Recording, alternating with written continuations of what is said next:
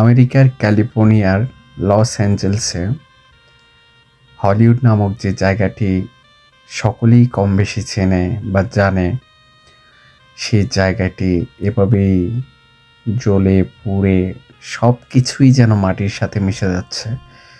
তো আমার বাংলাদেশি ভাইদের কিছু বোনদের কিছু কমেন্ট দেখে সত্যি শিহরিত হয়ে উঠলাম।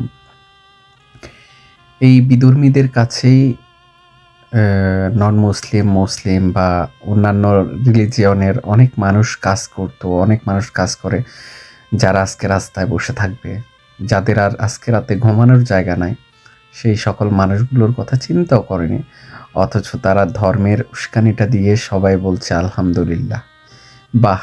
আপনাদের ধর্মের চেতনা দেখে আসলে অবাক হয়েছি।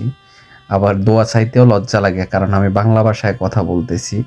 আমার বাঙালি ভাই বোনদের ভেতরে অতটুকু অনুশোচনা আছে কিনা আমি জানি না যে সবার উপর মানুষ সত্য তাহার উপর নাই।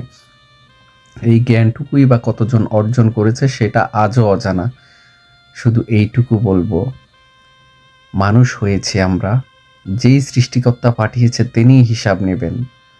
আপনি আলহামদুলিল্লাহ বলা এবং কি আপনি অন্যদের জন্য এইভাবে বিপদকে স্বাগত জানানো, এটা আপনার ধর্মের কাজ না। আপনার ধর্ম বলেছে আপনাকে হেদায়েতের জন্য দোয়া করতে, এভাবে নয়। যাই হোক, এইসব কথার কোনো ভ্যালু আমার মনে হয় না কেউ দেবে।